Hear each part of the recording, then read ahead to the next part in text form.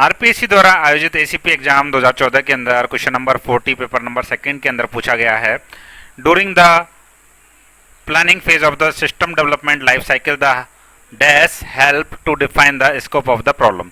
तो system development life cycle के जो प्लानिंग फेज होता है उसके अंदर जो स्कोप है यानी कि जो समस्या का दायरा है उसको परिभाषित करने के लिए कौन सा टूल है जो मदद करता है। चार ऑप्शन दिए गए हैं, CPM, PERT, proof of construct prototype और कॉन्स्ट्रक्ट डायग्राम, जिनमें से एक सही आंसर है। आपको बताना है कौन सा सही आंसर होगा। तो पूरा हम डिटेल में समझते हैं फिर आंसर तक पहुंचते हैं। तो एचडीएलसी के जो प्लानिंग फेज है उसमें सबसे जरूरी जो होता है वो है स्कोप का, जो आपका सॉफ्टवेयर है उसको उसका स्कोप क्लियरली डिफाइन करना होता है एचडीएलसी के प्लानिंग फेज में कि वो समस्या कहाँ तक फैली हुई है।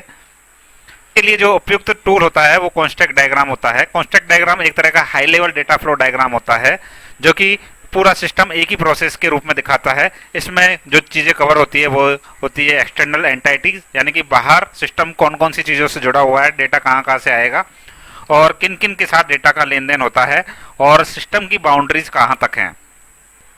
तो इसका जो सीधा मकसद है एचडीएलसी के प्लानिंग फेज का ये है कि सिस्टम के अंदर क्या क्या चीज़ें शामिल हैं और सिस्टम के बाहर क्या क्या चीज़ें हैं, उनकी पूरी क्लियरिटी हमें एचडीएलसी के प्लानिंग फेज में मिल जाती है और हमारा जो प्रोजेक्ट है वो कौन कौन सी समस्या को कवर कर देगा, ये सारा हम स्कोप के अंदर क्लियर कर लेते हैं प्लानिंग फेज के अंदर। अब बाकी के ऑप्शंस को देखते हैं।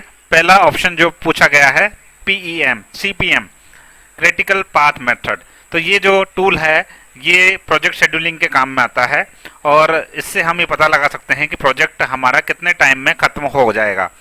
तो इस सीपीएम टूल का जो प्रॉब्लम है उससे लेना देना नहीं है, वो तो हमारा प्लानिंग फेज में ही हम सबसे पहले डिफाइन कर लेते हैं सब कुछ। दूसरा है पीईआरटी चार्ट। तो पीईआरटी चार्ट भी एक प्रोजेक्ट शेड्यूलिंग चार्ट टूल होता है और इसके अंदर हम टास्क डिपेंडेंसीज और एस्टिमेटेड टाइम को बताते हैं कि प्रोजेक्ट सॉल्व करने में हमें इतना टाइम लगेगा। तो इसका भी स्कोप डिफाइन करने से कोई लेना देना नहीं है।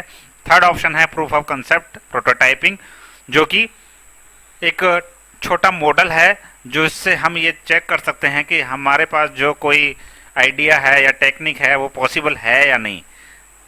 तो एचडीएलसी के प्लानिंग फेज में जो सबसे ज़रूरी काम होता है वो यही होता है कि हम ये समझे कि हमें किस प्रॉब्लम को सॉल्व करना है और उसकी बाउंड्रीज, उसकी सीमा कहाँ तक होगी।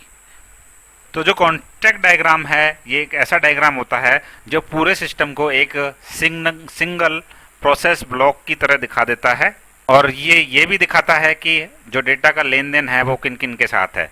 जैसे एक्सटर्नल एंटिटीज हो सकती है, आपका यूज़र हो सकता है, कोई अदर सिस्टम्स हैं या फिर कोई डेटाबेस है, उससे डेटा लेना है और किसी और को डेटा भेजना है। तो एक्सटर्नल एंटिटीज को ये दिखाता है कॉन्स्ट्रक्ट डायग्राम।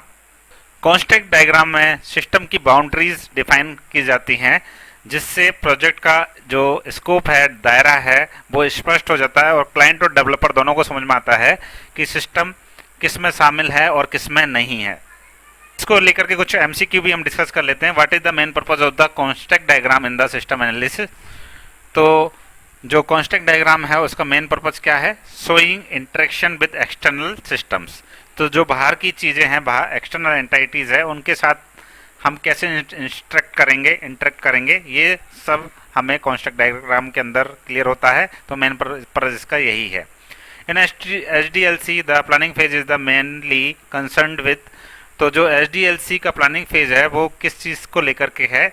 ये मेनली स्कोप एंड फिजिबिलिटी को लेकर के ही है प्लानिंग फेज।